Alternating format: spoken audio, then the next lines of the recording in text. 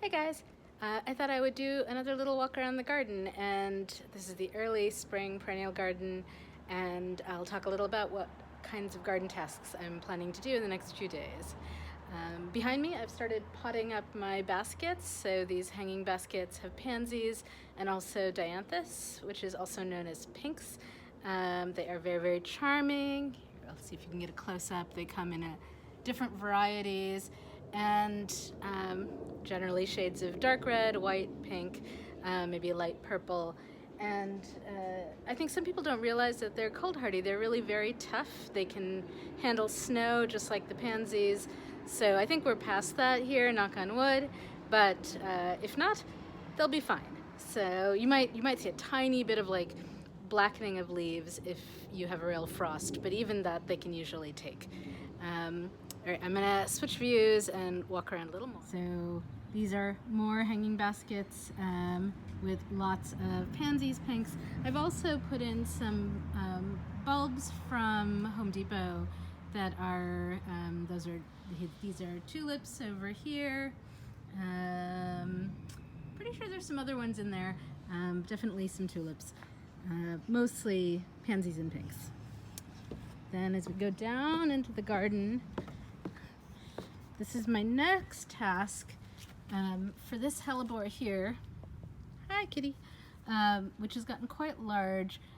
Someone on the garden group asked about trading, and I'm happy to try digging it up and dividing. I've actually never divided a hellebore before, but I'm gonna give it a shot. I'll dig it, cut it in half with, I don't know, either a scissors or my spade, depending on how tough the roots look.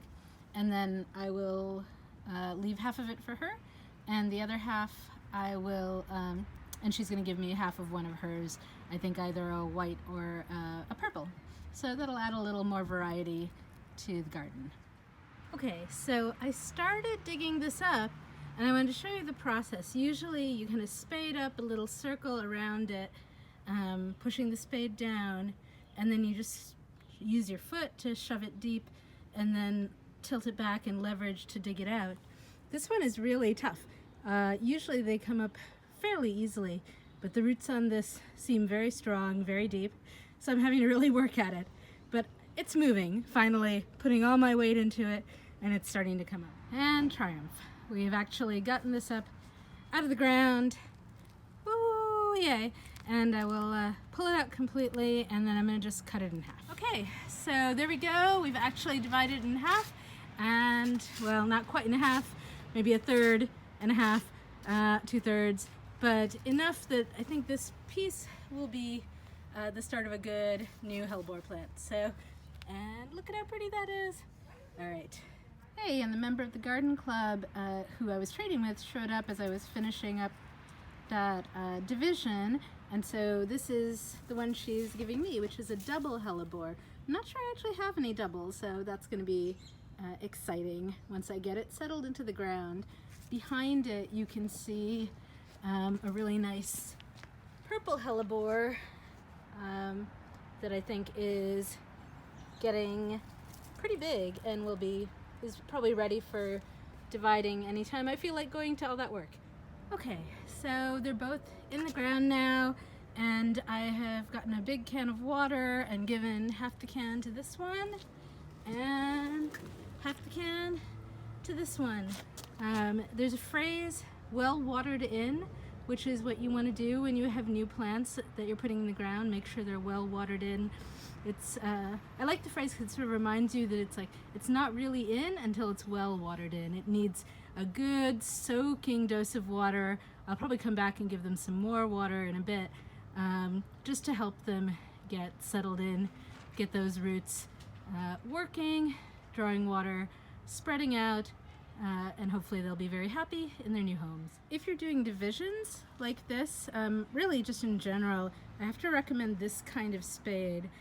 I think it was Summer from our garden group who years ago told me about the spearhead spade, which is so much more effective for dividing plants in half, getting plants out of the ground, etc. So I'm really glad I bought it. This is the main thing I use these days. Now, speaking of divisions, this is my next task over here. I might not get to it till tomorrow because that was hard work and my back is feeling it from the hellebores. But you can see how this iris has grown out from the center, which is a kind of classic thing that perennials do. And now it makes a big circle, and I think they're called the corms, not roots exactly, have started pushing their way up. Maybe tubers, I'm not sure about irises. But either way, they've started pushing their way up out of the ground, and that is a sign that this plant wants to be divided. Now, if you don't divide it, what'll happen is it'll start blooming a lot less. So if your irises are not giving you the flowers that they used to, take a look, see if they're begging to be divided. The great thing about division is that what you end up with is, it's something, this is pretty big. I'm probably going to get 3 separate iris plants out of it that I can start over in a couple different spots in the garden, one here and then probably 2 others nearby, and then I'll be able to get a really lovely repeating effect. Now I have something a little tricky here, which is that I seem to have planted a bunch of bulbs, I think these are alliums, right next to the irises. So when I dig, I'm going to have to make a big oval around the whole thing and hopefully dig down deep enough to get to the allium bulbs without accidentally slicing them, and pull them out gently with my fingers, separate them from the irises before I start hacking away with my spearhead spade. So I'm just going to walk around a little bit more. Here's something I did yesterday. I had planted this azalea not deeply enough, and so the top of its roots were exposed, and in fact I feel like it's still not quite deep enough. I dug it out yesterday, made the hole bigger, put it in, covered it up, and I thought I had it well covered, but if you look closely, there's still a little bit of root showing here. So I could either redo it again, dig even deeper, or I may just layer some soil on top of that and pat it down. Hi, kitty. So walking around a little more, you can see that the hyacinths are getting ready to bloom. So that's great. My daughter's middle name is Jacintha. She's named after my mom. So a hyacinth is her flower, and so we always have some hyacinths in the garden. The scilla are coming along really nicely. There are some people in our area, I think I've seen these in sort of southeast Oak Park, whose entire front lawn is completely colonized by scilla, which is just a gorgeous look. And I'd be very happy if the scilla did that here and just made a sea of blue. They will grow up, they'll disappear before you get around to even mowing probably. They naturalize and spread here. They take no care at all. They're just super, super happy plants to have. I've been trying to remind myself what the various plants are that I have around here, because sometimes I put things in. I used to keep a really careful map where I'd sort of sketched out where I was planting everything 10 years ago, but as life has gotten more harried, that is not happening. So I try and keep some garden notes every year, but they're not necessarily the most consistent. I'm pretty sure these are delphinium leaves. They looked like geranium as well, so it might have been a wild geranium, but they had big stalks coming out of them, which I just pulled out yesterday. So I think these are delphiniums, which will make me super happy because they make tall, beautiful, gorgeous blue flowers. So fingers crossed, that's what this is. There's a lot of bushes around which are not doing anything too exciting yet. They're starting to bud. I may talk about them later, but that's a limelight hydrangea. This one's an oak leaf hydrangea. If you're gonna do just one hydrangea, this is the one, I think, for multi-season interest. Here's a hellebore, heuchera, a little bit sad. I seem to have just one heuchera here. Clearly this area wants several heucheras, so I'm gonna have to get on that. Here we have a geranium, and I'm pretty sure this is geranium roseanne. Now, again, I feel like I used to have 3 of these in this area, and maybe a couple of them didn't survive because I only see this one. So I will probably try and pick up a couple more if I get a chance. They make beautiful, long-lasting blue flowers for a really long time. Potted up some pansies. Hello, pansies.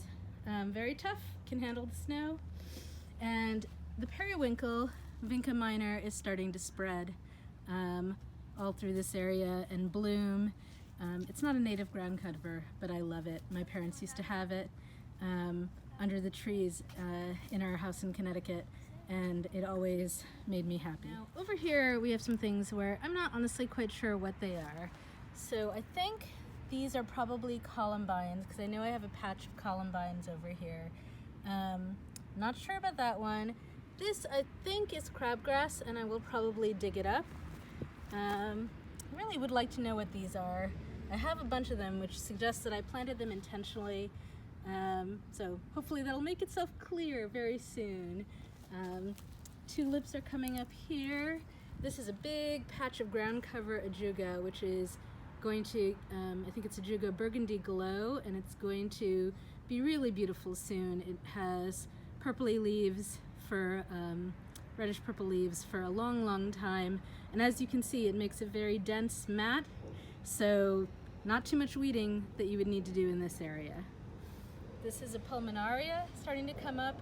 That is a beautiful woodland perennial, nice for shady areas, but it can also tolerate some sun. And it will put out blue-purple flowers, but the leaves are also pretty cool and will last all summer. I should know what this is. I don't remember. It might be phlox. Not positive. Over here, some other bulbs that I planted, might be alliums. Here yesterday I just put in a bunch of dianthus. Now I don't normally do this kind of planting because it's a little fussy. This reminds me of sort of Victorian bedding plants, and it's kind of labor intensive to put in lots of little flowers that you have to replant every year. These are, I'm pretty sure, the annual variety of dianthus, also called pinks. There is a biennial variety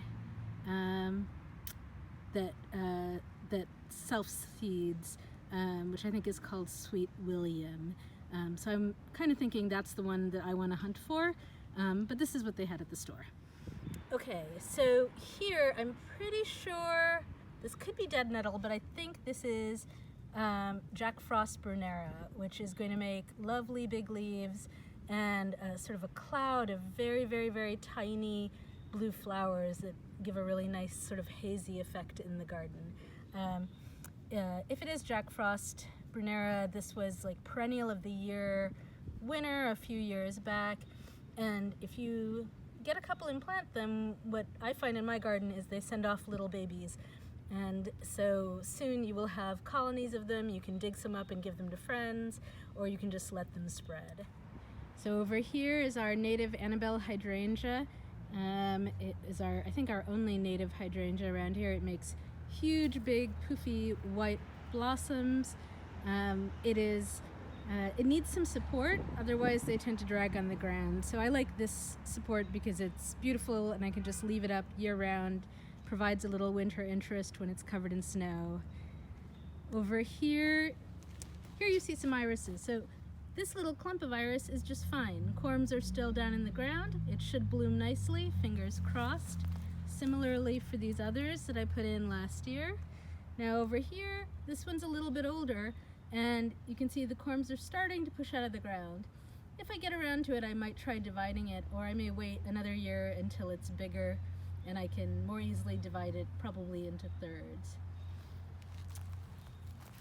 More tulips coming up, and then, oh look, the muscari are starting to bloom. So muscari, also known as grape hyacinth. I'm trying to get a focus shot and they don't want to focus on me, but they are lovely. You can see there's some purple ones too coming up. You can leave these out in the yard. You can dig them and bring them into the house.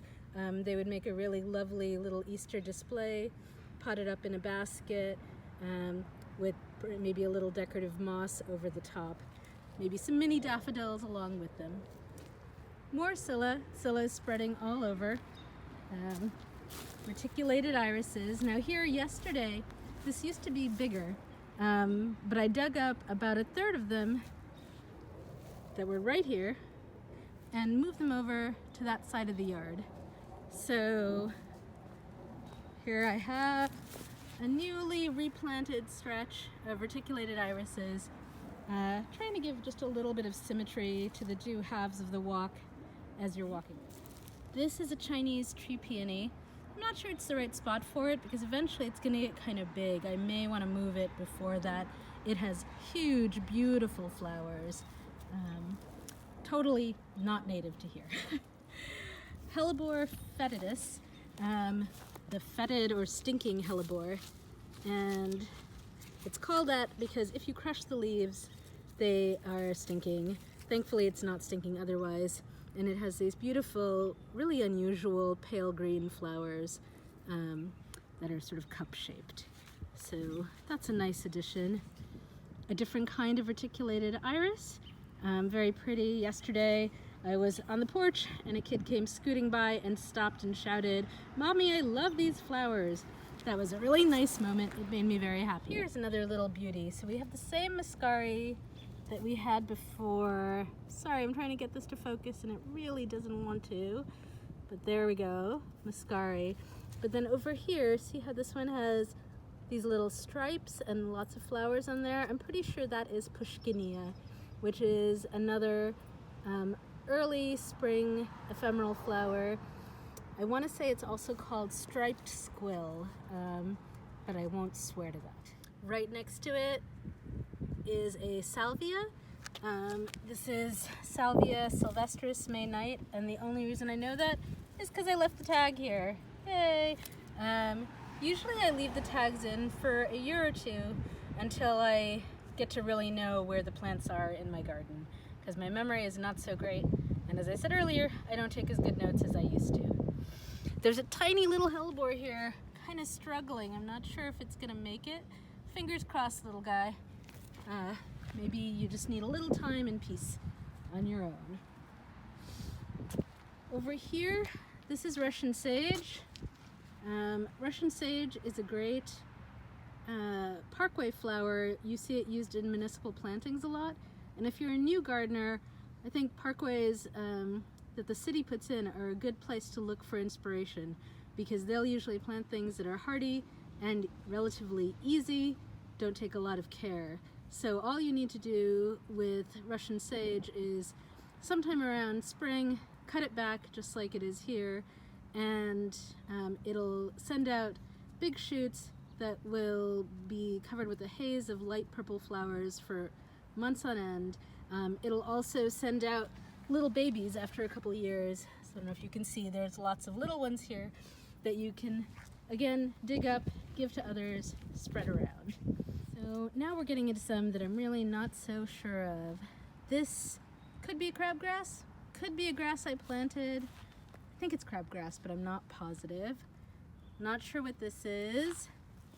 Over here, we've got some more iris, and then this is definitely a sedum, maybe autumn joy, I'm not sure. This is something very pretty that someone identified for me a few days ago, but now I've forgotten the name of. So we'll come back to that hopefully at some point. And here's a little river of daffodils, tulips, reticulated irises, etc. This is a really easy style of planting for bulbs. Martha Stewart recommends it. You dig a trench. At the bottom of the trench, you put your biggest bulbs, maybe your alliums, put in a little soil, then put some tulips on top of those, little soil, daffodils on top of those, just getting smaller and smaller with the bulbs as you go. Then up near the top, hyacinths, crocuses, and then at the very top, the little spring ephemerals, scilla, snowdrops, reticulated irises, etc. And so all you have to do is kind of dig like one long river. If you can do it in a paisley shape, that tends to look very natural, and it's a nice way to get months of flowers. This is a little pot that we just threw some Trader Joe's flowers into that have been going very nicely here for, I want to say 3 or 4 weeks now. Pansies around the edge. Eventually these will need to be pulled out and probably won't come back. Those flowers have been forced. You can stick them in the ground and see, you never know. Tulips in particular in our area tend not to come back. Year after year they'll reduce because they're sort of marginally hardy in the Midwest. Okay, this is a different kind of iris. These are Siberian irises that are very easy to take care of. I will probably come back through and trim away all this brown, but you can see the green shoots are just coming straight up through there. And if you don't mind the brown, you can just leave it. It will break down over time and will enrich the soil. If you have sort of a heavy clay soil, as many of us do here, this will, leaving your leaves, your leaf mold, all of this will slowly work on the soil and improve it. So the lazy garden is sometimes the most productive garden. Over here you can see there are some slightly battered irises. I'm not sure whether something's been nibbling at them or what exactly. Hopefully they'll come back strong. This is, I'm pretty sure, Allium Summer Beauty, and you see it's made that donut shape. So I'm gonna dig that up and divide that into a few different pieces, assuming I have the energy and get around to it. Over here is some other bulb, don't remember what exactly. Over here we have another hellebore. Hello, hellebore. Look at that. And this is Achillea, and a cat who wants petting. But Achillea is lovely. It has these sort of soft, frondy leaves. It will shoot up a bunch of tiny flowers. This is also called yarrow, and the classic yarrow is yellow, but the yellow, as it fades, it goes to kind of like a light cream and then a brown. I like this. This is a dark pink variety that fades to a light pink, so I think it looks really nice for longer than the yellow version does. But if you love yellow, go with yellow. Okay. A little more Parkway planting. This is another iris that's making a donut shape. Started to push its way out of the ground, but not too bad yet, so I may or may not get around to dividing it this year. Over here you can see that there's a clematis just starting, and I probably would not have found that again, except that I left the tag in, whoops, which broke, but there's definitely a clematis there. I think this might be niobe, and I have the frame, which tells me that there's something there and I should not just dig over it. This is a fairy rose, which makes many, many tiny little pink flowers. I'm probably gonna try moving it because my plan for this year for the Parkway strip is to put in more natives. So I have 2 fairy roses in this area right now, and I'm gonna pull them out and put native plantings in instead. It's gonna be a little bit of a process, figuring out what will work well here and how I can incorporate natives along with some of the other flowers that I have. But I'm looking forward to the challenge. Just a few more. I want to show you this beauty of a hellebore. Look at the veining on that. Just gorgeous, gorgeous. Some pansies. This is my rose garden. They're all kind of cut back, but they're budding. So soon you're gonna see a lot of nice shoots coming out of that, plenty of roses. I like having roses near the front sidewalk so that people can smell how beautiful they are. Little iris, etc. Over here you can see more of the little spring ephemeral bulbs. I'm not positive. These might be Chiandoxa coming up, which are maybe Chianadoxa, I'm not sure how to pronounce it, which make little star-shaped flowers. I think that's what those are. Coming soon. Oh, and in fact, here we go. Some of them are blooming. So yes, Chianadoxa.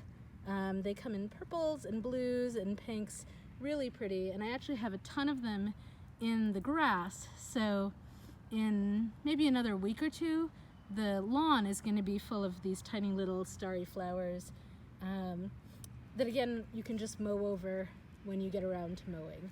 In fact, if we walk over, you can see that they're starting to come up through the grass. So very soon, lots of little stars. More hellebores. Hellebores don't need a lot of sun, so they are great to plant under trees. So my plan here is to have like a little bit of a circle of hellebores and snowdrops underneath here. So, and this one is in bloom, very nice. I think I might have enough hellebores in bloom now that I'll cut some of them and float them in water. Over here, we've got a rose. Now, this rose really needs some love and care. It should be cut back. It should cut back a lot. It's very, very thorny. This is a John Cabot rose, which is a hardy Canadian rose and will be covered in flowers, which is great, but it's also super thorny. So even though I have long leather rose gloves, I always get a little scratched up when I work on this shrub, and I think that is just the price of roses. You must donate your blood to the rose gods if you want them to show favor over you. Here I have some bulbs that were covered in leaves until very recently. Yesterday the kids and I came and cleared this last area in the front yard, and as you can see, they've really yellowed as a result. So I'm trying to leave more of the leaves on the ground for as long as possible, both because it's good for the soil and because it's good for pollinators. And so I think what I'm going to be doing is digging these up from over here and trying to find a spot closer to one of the walkways so I can sort of clear the areas near the walkways and leave the rest. And then my last front yard task, I think, that is somewhat urgent is this fruit tree here, which, all right, so I'm going to step back. Now you can see there are these huge branches going up. My plan with the fruit trees was to espalier them, which means that they should stay relatively small, like no bigger than that, ideally, which means I'm going to have to get up on a tall ladder and try and cut those down. I have in the past paid for someone to do it, but we're trying to be a little more careful with money now, and so I did it last year. I can do it. I will do it again. Long loppers. It's not, actually very difficult, except sometimes it can be a little tedious because you have to get down, move the ladder to a better angle, then climb back up again, over and over.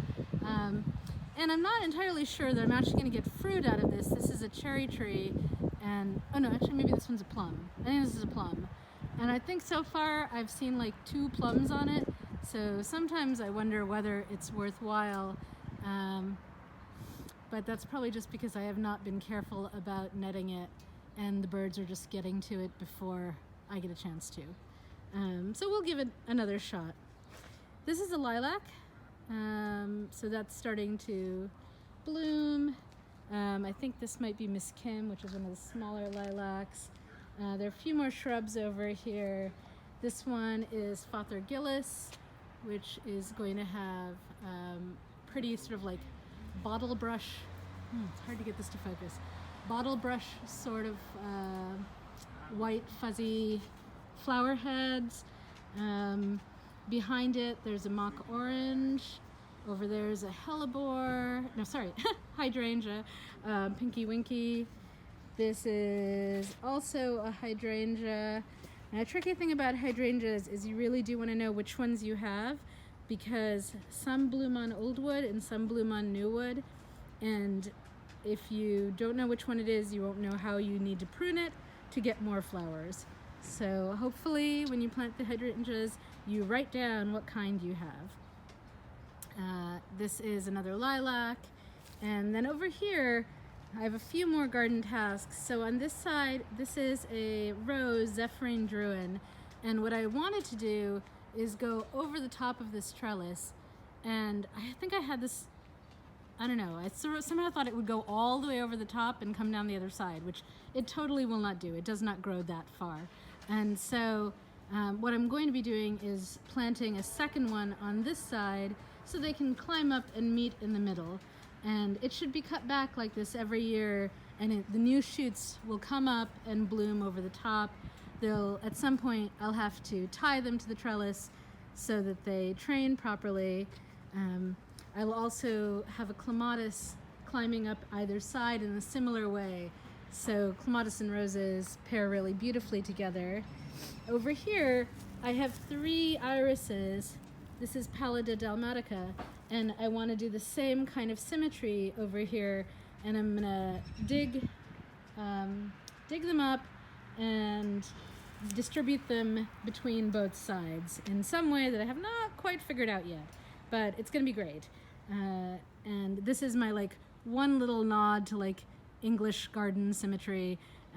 Still needs a little cleaning up, but the boxwood will come through and try and trim them into something sort of more like mounds. And then over here we have some dwarf hydrangeas which bloom. They stay small like this. So there's another one here, another one here. They have unfortunately not grown at exactly the same rates because one side gets more sun than the other, and there's not a whole lot you can do about that. And then this is another rose that is only somewhat trimmed back. As you can see, there's sort of a mess in the backyard and a lot more to do over there. The clematis here is Jackmani, and I actually probably have not bothered to prune it in 10 years, but I'm going to prune it this year because what happens if you don't, it keeps growing and it'll cover the top, but it'll only bloom up at the very top because again it's blooming on the new growth. So if you cut it way back down to about knee height, it'll shoot up from there, and then you'll have flowers along the whole length of it covering this arch.